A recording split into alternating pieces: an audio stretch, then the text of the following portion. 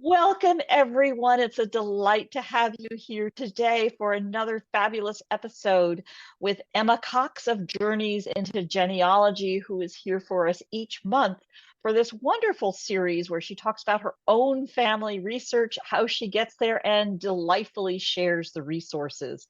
So today, allow me to introduce, as part of Emma Explores, Emma Cox. You want to go ahead, Emma? Thank you very much. I will share my screen with you in just one moment. Screen. Okay, can you see that okay? Excellent. So today we're going to be talking about one of my relatives. Her name is Florence de Fonblanque, and a march that she organised between Edinburgh and London in 1912. So this is quite appropriate for International Women's Day and International Women's Month, it feels like marches this year. So a little bit of background for anybody who doesn't know me. My name's Emma Cox. I'm a family historian and genealogist. I'm based in Kent in England in the UK. I help people find out about their ancestors, put together family trees, love investigating DNA and finding living people, and also helping people if they're interested in writing books and other things about their family history. As Barbara mentioned, I've also got a podcast called Journeys into Genealogy, where there are over 100 interviews now with people who've got interesting stories and experts in different areas. So Florence de Fonblanque, Edinburgh to London for women's suffrage. This is 113 years ago now, 1912 this took place. And you can see we've got Edinburgh on and shown in the middle of the screen there. I'm not 100% sure whether this image is actually from it or from another march that went on afterwards. But this gives you a little bit of an idea about what it would have been like for people who actually took part in a march.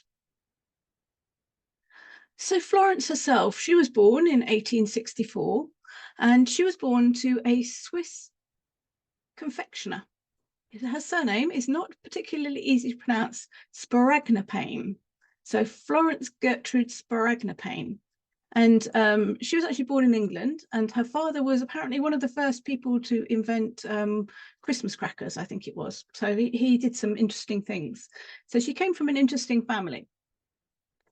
And she was also an actress, and she had a pen name, if you want to call it, an AKA of Florence Kingsley.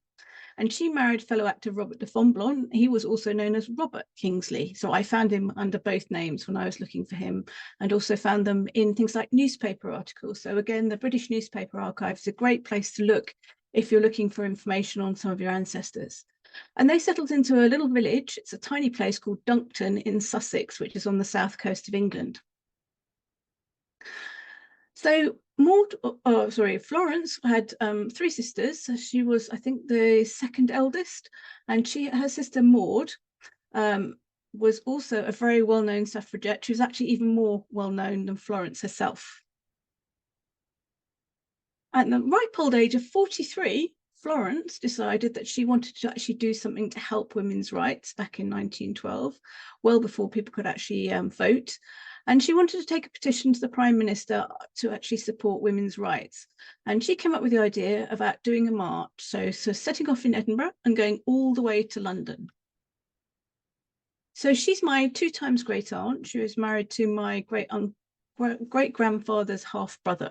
And this is the story of her and her march. And you can see her picture on the right-hand side, looking very smart and dressed up as she would have been dressed to actually do the march, because they even had uniforms when they did it. So to get things going, Florence actually posted letters in the newspapers asking people to join her. So she hoped to get about 100 people, including people on horseback, and actually go from Edinburgh to London. And to do this, you didn't actually have to take part in the whole thing. You could actually do a small piece locally to you. You could go the whole way if you wanted to. It's completely up to you what you wanted to do. However, it was expected that you would be self-supporting. So a bit like somebody who did some marathon running or something like that, or you're doing money for charity, that you would actually manage to actually do some sort of donations to cover your own costs. So in here it says, will you allow me to call your readers' attention to a new scheme to advance the cause of women's suffrage? A great march of about 100 suffragists, led by horsewomen, is being organised to start early in October. The objective is to carry the flag of women's suffrage from London to Edinburgh to protest against any further extension of the parliamentary franchise to men unless women are included. And you can see this is actually on September the 9th in 1912, and she's planning on doing this march in October. So she's not giving very much notice before it actually takes place. And these are some of the official documents that were created, sort of leaflets that were given out to people to actually encourage people to take part. And I contacted the Women's Library collection at the London School of Economics Library, and they very kindly allowed me to actually use some of these images. They're from their own collections there. And it wasn't a march in terms of that's all they did, because they actually stopped. Obviously, they took it in stages, and they held meetings wherever they stopped as well. And they talked about women's suffrage and wanted to get people to actually then support them, some to take place, actually take part in the march, and some to actually just to support them and actually sign the petition. So the route is suggested that it's going to split into various different days on the right-hand side here, and recruits can join at any point, and they're expected to defray their own expenses, which are estimated at 13 shillings a week, and that they would have their own uniform. So the uniform can be got from Messrs Debenham and Freebody in Wigmore Street. Now, the company Debenhams actually still existed up until probably 10, 15 years ago, and that was one of the department stores in London, so that kept going for an awfully long time there. So you can see that she is the honorary secretary, and there's a lady called Margaret Byam, who is the honorary treasurer and route secretary, and they were two of the people who actually did the whole thing. So you can see here, they in certain places, like for example, Musselburgh, which is just south of Edinburgh, they stayed for a couple of nights, as they did in Morpeth and Easingwold, and as they went through. So it took them, I think, about a month or so to actually do the whole march. And this is actually a picture of them, 5 of the ladies who took part. So Florence is the lady in the middle, who looks quite stern with a bag showing in front of her there. And then you can see that the cart behind is actually got the petition mentioned on the side of it, and it's being drawn by a horse, and the horse's name is Butterfly, and that is actually her horse doing it. And so these ladies, the 6 of them, there's another lady hiding on the left-hand side there, sorry, they were the ones that did the entire route all the way from Edinburgh down to London. And you can see that the clothes that they wore and the shoes that they were just ordinary clothes. It must have been a lot of effort to do it. Can you imagine that? It's several hundred miles walking in shoes like that. It's not like we have cushioned soled shoes like we do now. And I think it's amazing that they actually did it. So the first stage, it started on the 12th of October. And went from Edinburgh to Musselburgh, which isn't too far south. And so the 6 of them started off, and more joined as they carried on. So this says on the right-hand side in the newspaper clipping, they went, about 300 of them did the first 6 miles, and then they stopped there, and then they had a meeting and stayed overnight and rallied themselves, and then carried on afterwards. And this is the picture that I had on the front cover, which I think is an amazing display. And you can see in this, there are lots and lots of different groups taking part. And I'm actually fairly sure that since I've done some more research with this, that this is actually another march that took place afterwards, that Florence was the one who actually paved the way, as it were, for other marches, because you've got various different groups taking part in this one. You can see from the different banners that they're actually holding there. And the women were all dressed in their ordinary clothes there, and you can see there are men alongside them. There are men taking part as well. I mean, it wasn't just women marching the entire time. Men did support them, and men signed their petition as well. And these are some other pictures of them on their route. I rather like the one on the right-hand side. So they've got as far as Selby, which is in North Yorkshire. They've done 217 miles by this point, and they're still standing, obviously looking a little severe. I don't think anyone would be particularly used to having their photographs taken in those days there, but it actually does name the ladies who took part in this. So Florence, again, she's the lady sitting in the middle. And we've got Mrs. White, Mrs. Stevenson, Mrs. Richardson, Miss Beck, Miss Bennett, Miss Byam, and Miss Brown. So they've gone from Edinburgh all the way to Selby, and now they've got another 179 miles to go. And I rather like the description that's given here. Dressed in brown with rosettes and bright green cockades, they were known as the Brown Women. They followed the route of the A1, which is the main north-south route in England, and they were joined by dignitaries along the way. One day near Berwick, they walked over 30 miles before the now 7 marchers were welcomed by the local Member of Parliament. Their numbers swelled slowly. When they passed through Grantham in November, there were 12 walkers, averaging 15 miles a day and up to 30 miles a day. Can you imagine walking 30 miles a day dressed like that? That's quite an achievement. And there's a lovely little press cutting here that I just wanted to show for you. She was basically very determined to get her signatures. So she asked a man working at the top of a telegraph pole, and he refused. And she actually climbed up the pole to present him with the petition, which he signed. So it's like that. I just think that's brilliant. And so, as it said, many who could not walk the whole distance joined them for part of the way. And it was a very peaceful demonstration. So there was no violence or anything like that. It was just that they wanted to make their feelings known, and they wanted other people to support them as well. And then once they got to London, there was an official reception. So they arrived in Camden Town, which is North London, and they were to be going from there and meeting up with lots and lots of the local societies, the other societies. So these are all mentioned, and they're formed up, and they're given a particular order to be formed up. And we've also got men's leagues mentioned there. So you've got things like the Actresses Franchise League, which are both Florence and Maud, her sister, were members of. You've got the Women's Writers, the Cymric Suffrage Union, Catholics, Irish Women, Hampstead Garden Suburb, Women's Sympathisers. But then after that, you've got the Men's League for Women's Suffrage, the Men's Political Union, the Men's Federation for Women's Suffrage, and the Men's Committee for Justice to Women. So a lot of people actually did support this. And the idea was that they would walk from Camden Town through North London, and they would meet up in Trafalgar Square. And that's not too far from Downing Street, which is where the Prime Minister's residence is. And on the right-hand side, it also talks about the progress that they were making along the route, and the fact that when they got to Selby, they talked about a good crowd listened very attentively to our speakers, and afterwards readily signed our petition and bought literature.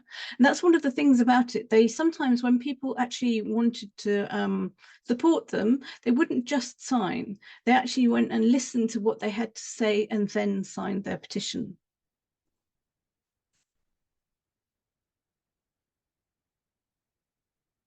And here's the official programme for the entry into London on Saturday, November the 16th. So you can see they're all in their uniform, brown dresses and hats with green cockades, and they're supposed to leave Barnet at 9 o'clock and arrive at Highgate Station by 12 and have lunch there, and then arrive at Trafalgar Square about 2:30. And it talks about the different route that they will actually take, and they're basically going past pretty much all, they are all tube stations now, those areas that are mentioned on the Highgate, Archway, Kentish Town, Camden Town, Hampstead, Tottenham Court Road, Trafalgar Square are all tube stations. And it's, again, this is how it was all set out, and there was a list of speakers who will actually take part in it. So you can see there are various things here. There are lots of male speakers as well as female speakers. And then there's a resolution. This meeting prays that the government will bring in a bill giving votes to women this session. Come in your thousands to support the petition and the great peaceful protest of the Edinburgh marchers against the passing of any reform bill that does not include women.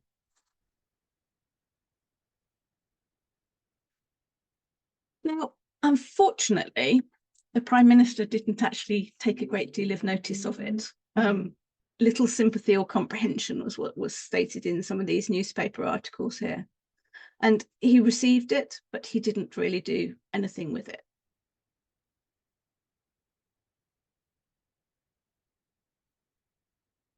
There's lots of different newspaper articles just showing there.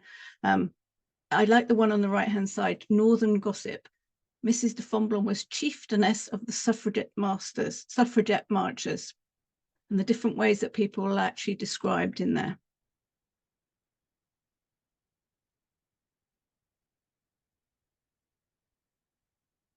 So there was an interesting article which did a sort of a summary of what happened as a result of this. So the army was little, only 6 women set off, a few did other join the march en route, and then it swelled and then decreased as it went on. So as they went, they had people who came to meetings and did short sections of the march with them. It appears that the character of this march was distinctly more religious and spiritual than political, and that the suppression of sweated labour and of the white slave trade were of concern, as well as the enfranchisement of women. The marchers reached London on the 16th of November, having held as many as 3 meetings a day along the route. So they might have stopped at various different places, not just one place. Maud Arncliffe's Senate coordinated the arrival into London, the women being accompanied at this stage by such male suffragists as Cecil Chapman and Israel Zangwill. A large meeting was held in Trafalgar Square, at which Charlotte Despard was one of the speakers, and a petition praying the government to bring in a bill for women's suffrage this session and containing thousands of signatures garnered during the course of the march was presented by Florence de Fonblanque to a representative of the Prime Minister. Although the march achieved no political success, it provided an outlet for active women who could not condone militancy. However, although the main constitutional society, the National Union of Women's Suffrage Societies, had refused to take part in the Women's March, it obviously recognised the value of the idea and shamelessly adopted it, organising its own pilgrimage the next year. And after the march, it led to several others in England and the USA. And Florence went on to found something called Qui Vive Corps, which campaigned for the women's right to vote. And one of its objectives was to show that the women of England are as capable of organisation, comradeship and discipline as the men. I think that's a lovely phrase. And Florence, her sister, Maud, who organised a reception in London, went on to actively support the suffragist movement for the next few years. Now, these are medals. This is Florence's medal, and you can see on it, it says Edinburgh to London for women's suffrage, 400 miles, November the 16th, 1912. Florence de Fonblanque, originator and leader of the Women's March. So this is Florence's one. And we've also got another one. This is Butterflies. So the horse got his own medal, his or her own medal, not sure of the whether it was a male or female, but yeah, my cousin's got these. So these are out in France at the moment. So 400 miles that the horse did, and they all did. And after the march, Florence actually publicly thanked her sister and various other people who had helped them and supported them. And she did a couple of other things that I just wanted to share with you because they're slightly unusual. She put together a patent, nothing to do with the march, but a patent for a glove, something to do with putting a pocket in a glove. And I found this when I was looking for information on her online, and I just thought it's a bit unusual, the fact that she had a patent and also for a glove. And then when it came to her will, so £1 of mushrooms and £10 has been left to Michael G. Mant of Petworth in Sussex in her will. She bequeathed a book of newspaper cuttings relating to the march and the inkstand made out of the hoof of my mare Butterfly, which drew the petition cart to the Women's Freedom League. Michael Mant is the 11-year-old son of Mr. Mant, solicitor of Petworth. The bequest of mushrooms arises from the time when Mrs. de Fonblanque entertained my son to tea. He was then 5 or 6 years old. She asked what he would like, and he replied that he would rather have had mushrooms. She never forgot it. She had a keen sense of humour. And then this is her memorial when she died in January 1949. And she was 83. And my grandmother actually used to go and visit her. I know that she used to go and do that. And it's not too far from where I grew up in Sussex. And it says here she was related on her mother's side to the Earls of Devon. I haven't worked out how that happens yet. Her father was an Italian. Actually, he was Swiss, but Swiss Italian. I think it was on the borders. Friend of Garibaldi, Mazzini, and Cavour. He travelled all over Europe, and her youth was spent in an atmosphere of politics. All her life, she'd been an active worker for anti-vivisection, and when she was over 70, she was given a medal for saving her bull terrier when her houseboat, an old submarine chaser in the 1914 war, was wrecked. And I found the newspaper article about that, and she basically had to wade out to actually go and get the dog and to come back and everything like that.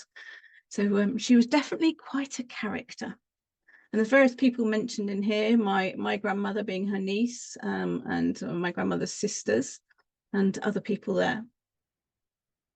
And this is her gravestone in Duncton. So this still exists there. And actually, the people of Duncton are very proud of her. And she's mentioned in the local society and things. And so Robert de Fonblanque, Marquis de Julien, Comte d'Auxerre, Comte de Fonblanque. He never really did anything with those titles. They were sort of not quite honorary, but sort of not quite 100%. But they were both buried there in Duncton in Sussex.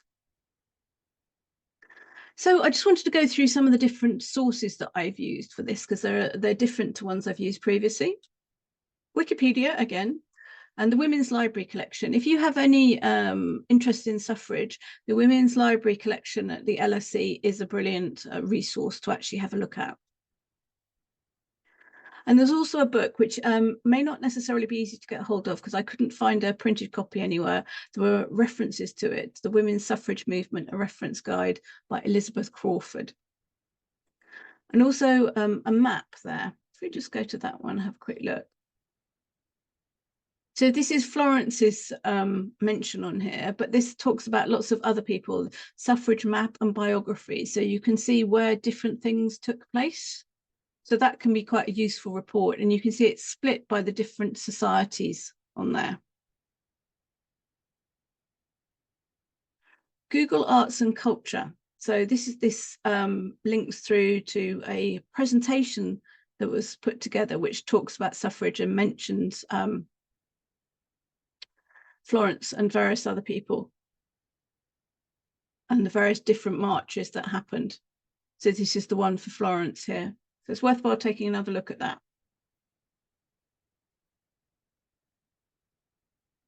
There's also something called Suffrage Resources. So this is actually encouraged for school children so that they can learn more about it, but it's a very good and simple website which gives a lot of information here. The Oxford Dictionary of National Biography, that is actually a subscription website.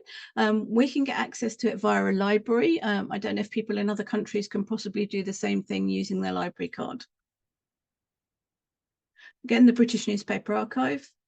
Patent Office, if you want to try and look for old patents. So that's it. Any questions?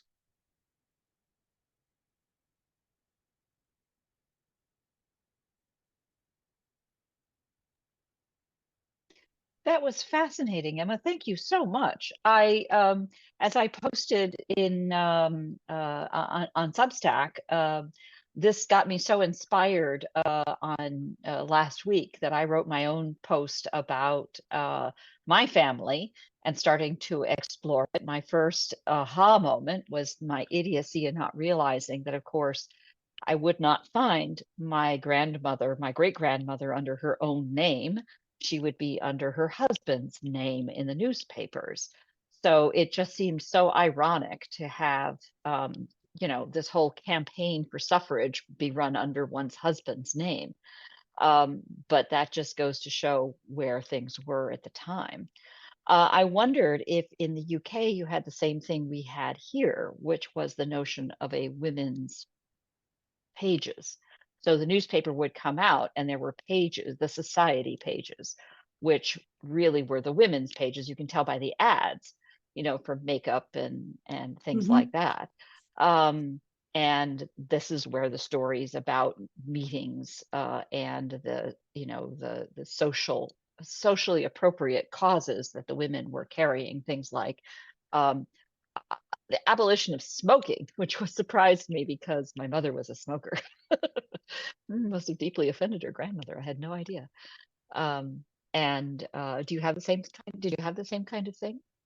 Well, if I look into a different part of my family history, there was a gentleman by the name of Edward William Cox, and he used to publish something called Queen magazine. And so that was basically for women. So that was published in the late 1800s, early 1900s, and it morphed into something called Harper's and Queen, which still exists today. And I've actually got, I think I've got their 50th anniversary edition in one of the chests somewhere. But all of the adverts in there are obviously aimed at women. There were different publications that would be aimed at women, I think. People definitely in different newspapers and things, there were women's pages and things like that, and you have puzzles for children sometimes, and so they definitely did actually have different sections like that. I was also interested in the medals and sashes. I've been exploring a Daughters of the American Revolution, my only taste to these kinds of society things. And they seem fascinated by medals, which seems to be a business model. I mean, they make money from the selling of medals, and people are encouraged, incented to get medals for their ancestors. And then they wear them on sashes at events, which, yeah, seems very 19th century to me. I think that those medals they're obviously they don't mean anything in terms of person hasn't done anything to actually earn those medals. They're purely to look good, really. So, well, in this case, they seem to be a gift of thanks, no, by the group. They were individual to your ancestor, your great grand aunt, and the horse. You know, they were commemorative in that sense. Would they have these been done ones, by the group? Yeah. they must have been, yes. And I would Yeah. imagine that the other 5 or 6 women who did the entire march would have done the same thing. They would all had medals as well. Yeah, I'm sure it wasn't just her. It all fell at prices. Cynthia, I think you had something to add. You're on mute. There we go. I know, I was could not hit it. The DAR, I'm in the DAR, and I know they have, there's a huge array of different kinds of medals. And one that pretty much everyone has is when you become a member, you have one that has your ancestor's name on it to show that this is the person from whom you're descended, that you were able to join. But they have medals, and the member has to purchase them, and they are not cheap. They're very expensive, but they have them from Buy mine. what? I didn't buy mine. Oh, yeah. They have all kinds of things. You could have one for an office that you held, or, kinds of stuff. That I just tenure. know. But it struck you similarly antediluvian, is that right? Or am I putting words in your mouth? Me or It seemed old. Yeah, you Sure. Cynthia. Yeah, it's yeah. probably been going on since it started, because sashes were a very, 19th, early 20th century thing. And yeah, the blue and white sash that the DAR has, your medals go on that. And they have the whole protocol for what you can wear where. And yeah, it's very organized.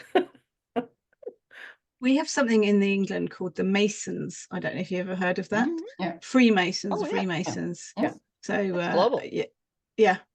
So I sort of think that that's similar in some ways in terms of medals and sort of the ceremonies and things like that.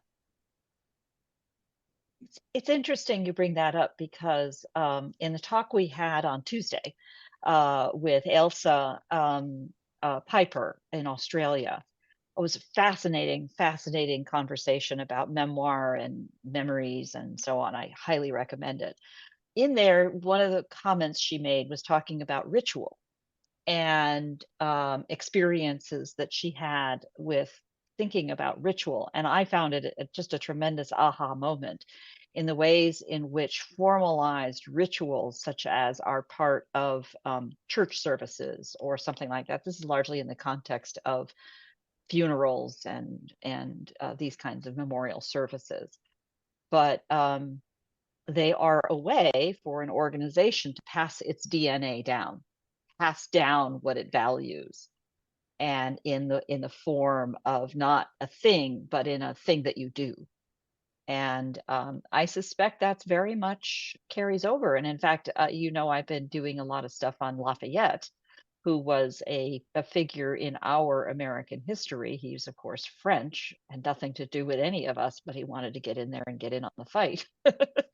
And then he comes back 40 years later and is feted as a hero for political purposes at the time by the Americans, who were at the time wavering on the country relative to our Civil War. But he was a Mason, and the whole Masonic traditions, which I guess are kind of secret, and the rituals that are part of that, and the gloves and the badges and the things that happen, it's a big deal. And yeah, the artifacts were an important part of it. And then there were a whole lot of artifacts that were generated for his visit as he went to every single Masonic place in town on his tour. If you're looking for any of your male ancestors, you can often find the Freemason registers and your ancestors mentioned on them. I found those on Ancestry in different places for different people. Oh, yes. And I remember many years ago, my grandfather died. I think it was about 1998, my mother's father. And he was a Mason. Not that we really knew anything about it at the time, but I remember finding his regalia, whatever it was. I think it was a sash and some sort of something or other medalish type thing, and ended up giving them back. They get little belts that look like the thing on a kilt. It was like an apron kind of thing, right? Apron. Yeah, apron's the word. Yeah. So we sent those back, and I think that there was somebody else on my father's side. I can't remember who it was. It wasn't my grandfather, but someone else there. And I seem to remember seeing some something that they would have worn. Yeah, I was sort of remembered something about my great-grandfather being a Mason.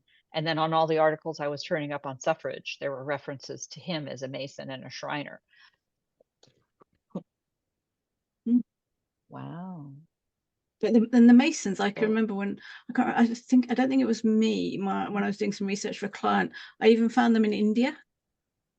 So with the meetings taking place in India, so meetings could be anywhere. One of the many great things that Britain brought around the world. Along with and actually, we've got they did an open buildings day in the county town of Sussex, in East Sussex, called Lewes, and I was walking past things there, and one of the places that was open was the Freemasons Hall, so I went in and had a look, and actually had a wander around, and a really nice man took me around and explained how it all worked and everything. And there wasn't really the secrecy, because before that I always thought it was a very secret organization and you didn't speak about it and all this sort of thing. But them actually being open for the day and actually taking people around and explaining different things and showing me they got flags on the walls and things, and yeah, that was interesting. There is a Masonic Center near me in Oakland, California. They have a hall where they have, it's basically a hall for events and things like that. I went to the Christmas revels there once, and sort of had the sense that I was sneaking into a secret hall. But yeah, ritual. Maybe But if you talk about rituals start a lot earlier in this country. If you forget the religious side of things, because we all know about religious and things like that, but we have things like the Cubs and the Brownies, which are then become the Scouts and the Girl Guides. So we have all of those, and I can remember sort of getting various badges. I can't remember what they were for. I can remember the brown uniform. Yeah, didn't go to that many, but I was a brownie with brown uniform. Yeah, badges. Yeah. I wonder, I guess, if those fabric badges were carried over from the metal badges from the 19th century for grown-ups. Interesting. encouraging you into a way of thinking about sort of working, helping other people, achieving things, being rewarded for it and everything. Yeah. Had to do different things to earn the badge, didn't you? Yeah. Yes. Right. Yeah. And Yeah. then all of you as the community members had all done the same things. You went on the learn how to make a fire and learn how to sail a boat, learn how to go to the old folks home for X period of time and take care of. Yeah. Hmm. And be nice to other people, be respectful of others and that sort of thing. Anyway, Emma, I when learned all the wrong lessons. sorry, when did Go ahead. the women in England finally get the right to vote and stuff? I am not 100% sure. Give me a moment. After all the marches, I'm just wondering. Great question. I was wondering that too. I recall looking it up and realizing it was before the Americans did, because we didn't get it until 1920. So it wasn't long after. And I didn't. 1918. Oh, after the war then, probably. A Representation of the People Act was passed, which allowed women over the age of 30 met a property qualification to vote. And although 8.5 million women met this criteria, it's only about 2/3 of the total population. The same act abolished property and other restrictions for men and extended the vote to virtually all men over the age of 21.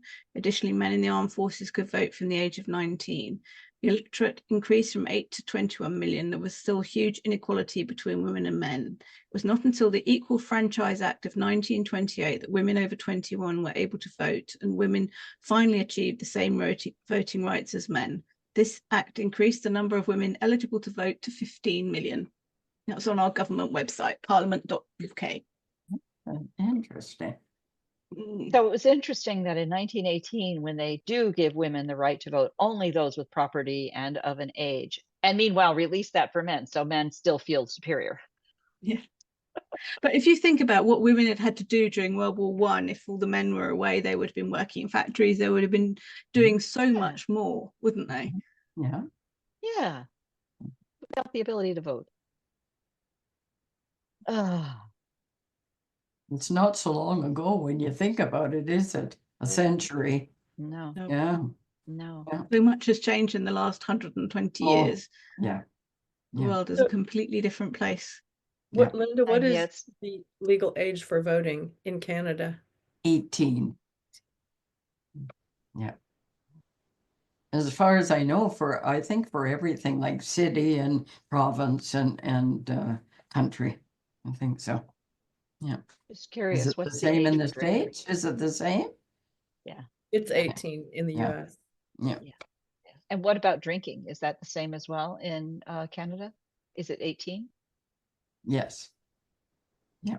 Still 21 here. Here it's 21, but it was raised from 18 to 21 in many states when the I can't remember, in the 70s, I think, when they tried to manage it for limiting the speed of highways, and it was tied to the distribution of federal dollars for interstate highways. Only it required them to raise the age of drinking from 18 to 21. In the state of Hawaii, I grew up, where I was 18, we could drink.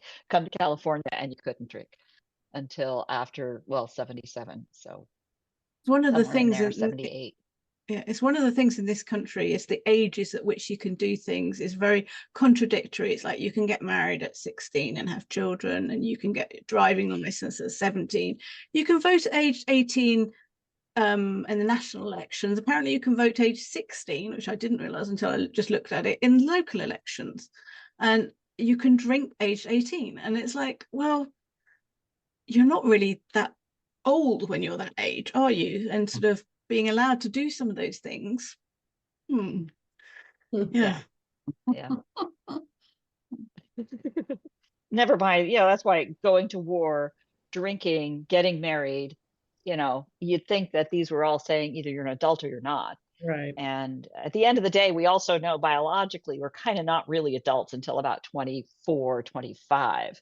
So things like they won't do LASIK surgery on you until you're at least 24 or 5, I think. You can't rent a car in most places until you're at least 24. because of kind of an age of maturity and what they know from actuarial tables.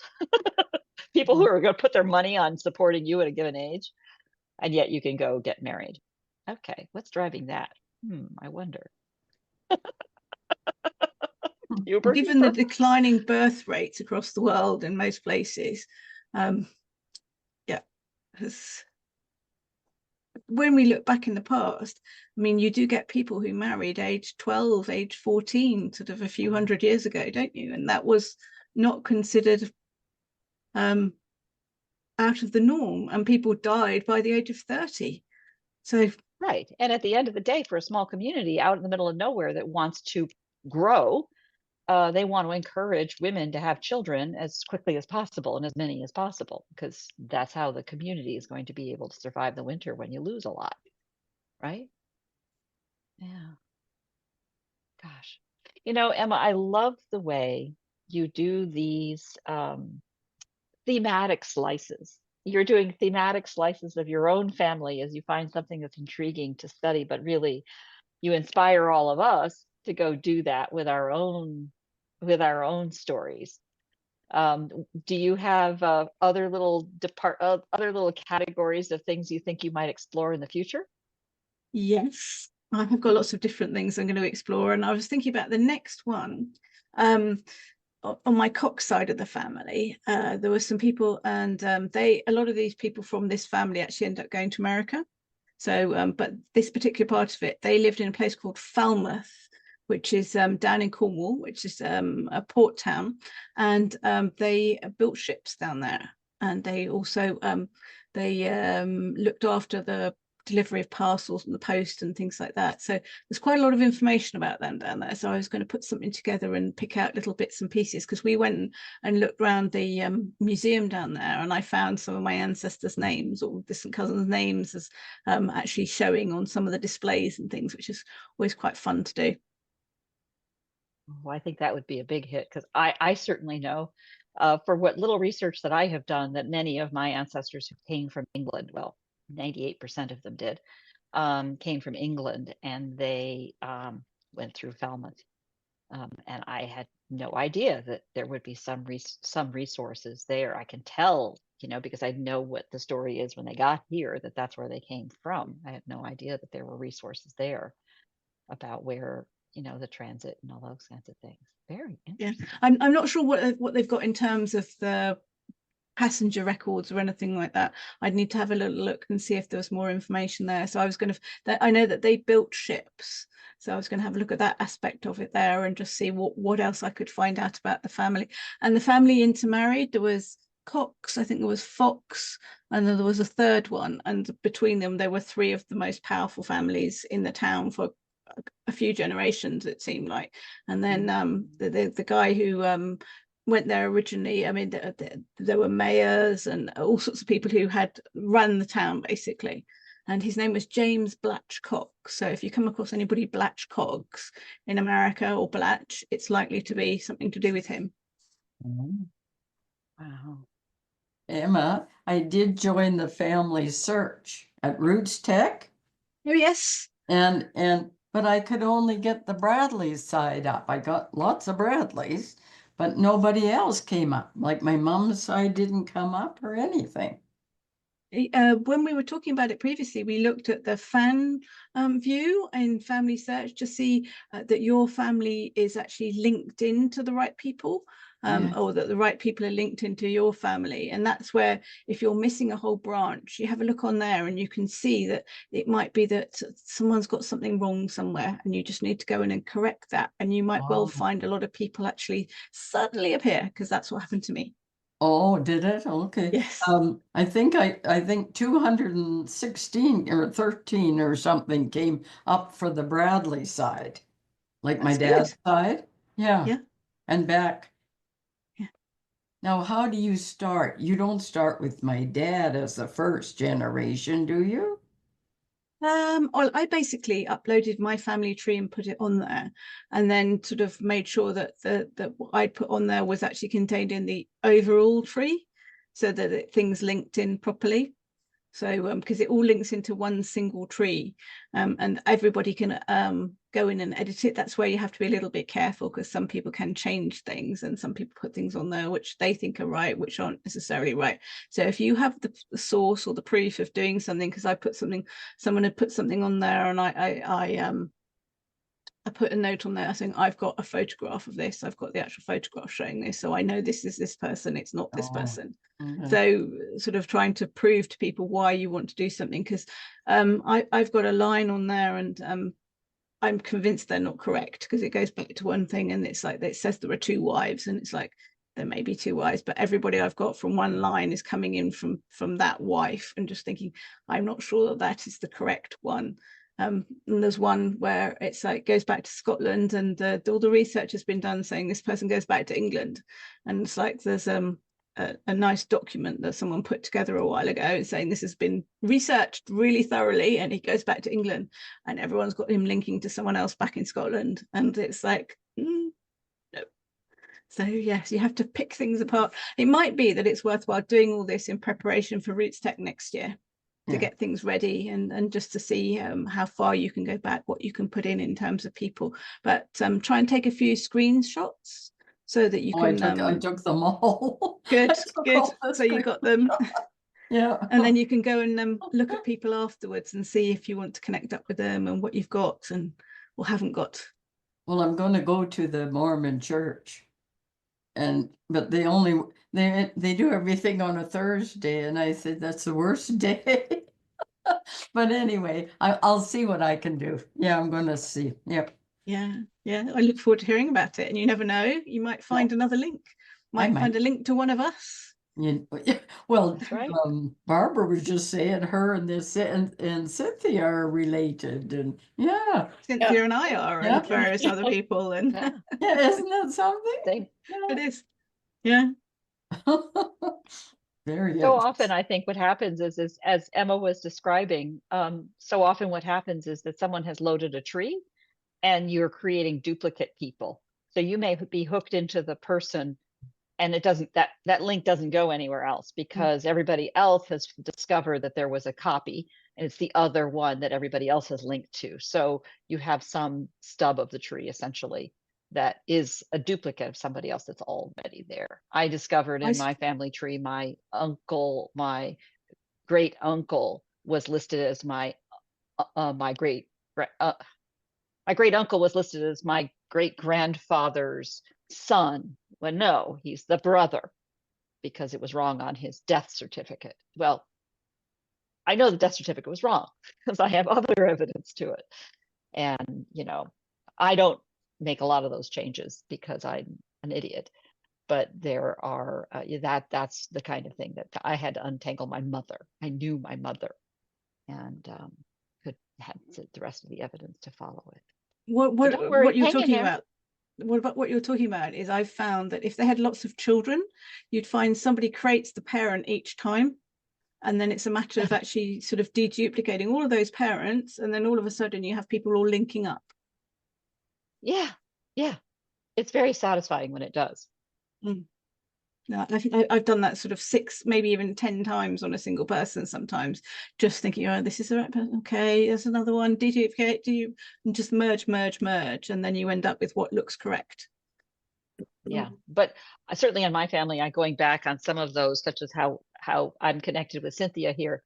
And there's some of these that are like, wait a minute, it's already, 16th century. So the data's a little wobbly to start with, but let me see. She was born, she and her husband were both born in England, and then he dies. And in the same year, she delivers a baby in the colonies. Maybe, but really, would she get on a boat? How likely is it, is the question you need to ask yourself a lot of time. Yeah, show me the money. I don't know. Anyway, I don't get too worked up about that, because I think this year I did a load of work, and it'll be interesting to see if I go and look at the tree this time next year, because I don't look at it that often, and to see if it still is how it is now, or whether other people have edited it in some way and I need to go back in, and it's like, okay, change a few bits here and there. So probably. It's still satisfying to discover those things that somebody else found, I had somebody else on Ancestry discover photos from the same event in 1912. My great-great-grandparents had a 50th wedding anniversary party, and there are photographs from 1912. It's such a great event. And I have one photo. It's the cabinet card, and it's you can tell by all the outfits that they're wearing. And there it was on Ancestry with the entire extended family, the entire set of names listed, and they're wearing the same outfits. I don't have that picture. It's a grainy picture on a PDF. I'm like, dude, hello, cousin, talk to me. Oh, test me off. Shouldn't use that language. It's being recorded.